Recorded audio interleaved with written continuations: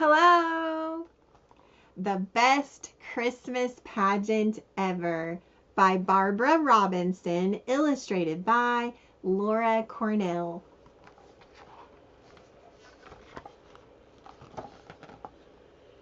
For my grandsons, Thomas, Marcos, and Lucas, who are readers and writers and actors and artists, beloved boys. To the spirit of my family, the Cornells and the Pells, and to the spirit of the Herdmans. Ralph, 10, Imogene, 9, Leroy, 8, Claude, 7, Ollie, 6, Gladys, 5.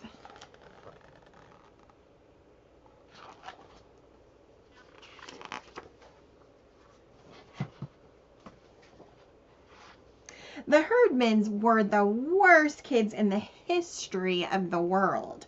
They lied and stole and played with matches.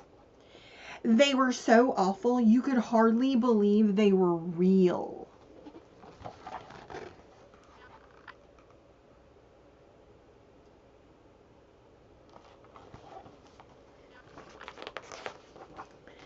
There were 6 of them: Ralph, Imogene, Leroy, Claude, Ollie, and Gladys. They were skinny and stringy haired and dirty in all different sizes, with all different black and blue places where they had clonked each other.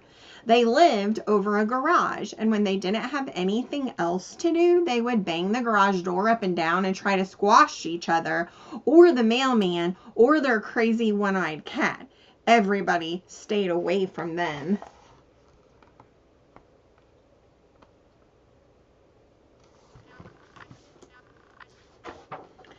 Then one day they showed up in Sunday school. They stole all the money out of the collection plate and drew mustaches on everybody in the Bible.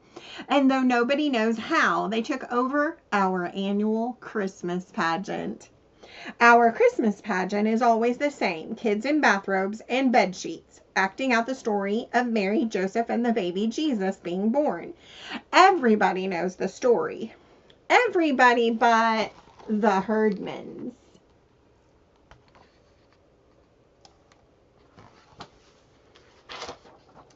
That didn't stop them from picking out the best parts for themselves.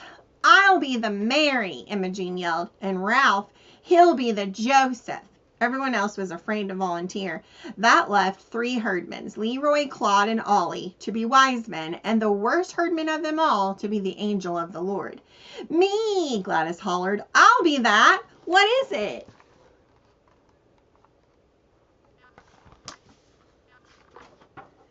So then somebody had to read the whole story to them about the star and the shepherds and how there was no room at the inn and how the baby Jesus slept in a manger.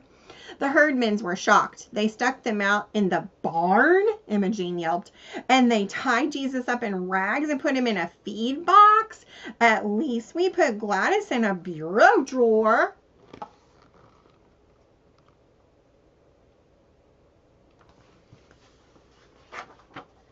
Then they heard about the wise men bringing gifts of oil and frankincense. Claude said, "What good is smelly oil? If we're the wise men, let's bring pizza." Every year someone lent us their baby to be Jesus. Not this year. Nobody would trust a herdman with their baby, so Imogene offered to steal one from the supermarket. "There's always babies in carts there," she said. Let's forget about a baby," someone said. "We used a doll instead."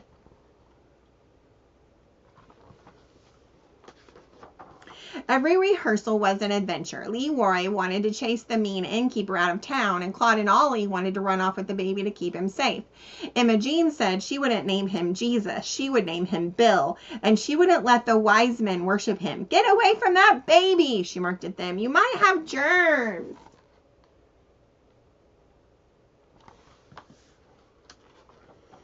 When Gladys found out the angel of the Lord appeared out of nowhere in the black of night, she was sure it was out of Amazing Comics.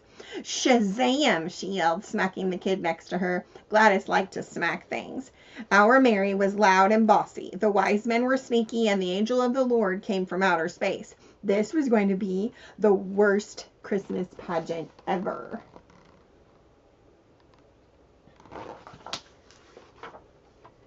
Some people wanted to cancel the whole thing. The minister said, "I don't think anyone will come to see it." But they were all wrong. Everybody came just to see what the herdmans would do.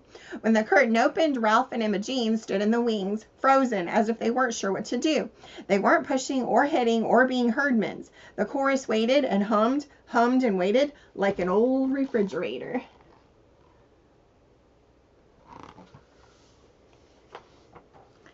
When they finally came in, Imogene had slung the baby Jesus doll over her shoulder. Then she thumped it on its back twice, hard. There was a gasp. It didn't seem right to birth the baby Jesus, but that was the whole point of Jesus. He was a real person, and he started out as a real baby. His parents were real too, as real as Imogene, with her veil all crooked, and Ralph with his hair sticking out as if they had slept in their clothes out in the barn, just like in the real story.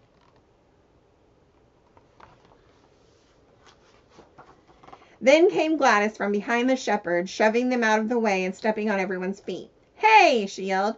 "Unto you a child is born. He's in the barn." She made it sound like it was the best news in the world.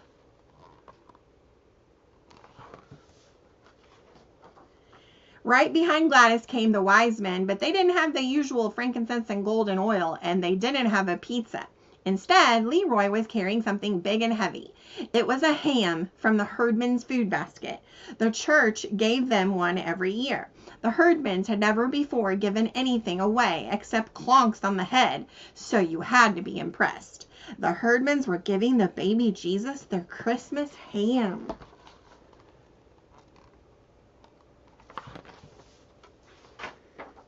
Then the wise men were supposed to leave and go home, but instead they just sat down. Actually, it seemed like the right thing to do. After all, they had come a long way, and you wouldn't expect them just to hand over the ham and leave.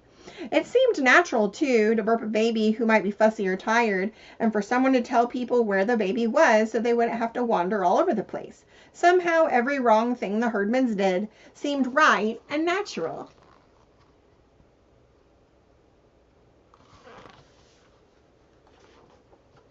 And then, as everyone sang Silent Night, Imogene started to cry. In the candlelight, her face was all shiny with tears.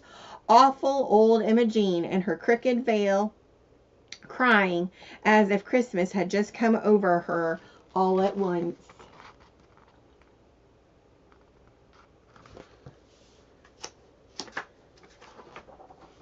When everyone left the church that night, it was cold and clear, with crunchy snow underfoot and bright, bright stars in the sky. Everyone said there was something different this time, something special. And though nobody could say exactly what that something was, everyone agreed it was the best Christmas pageant ever.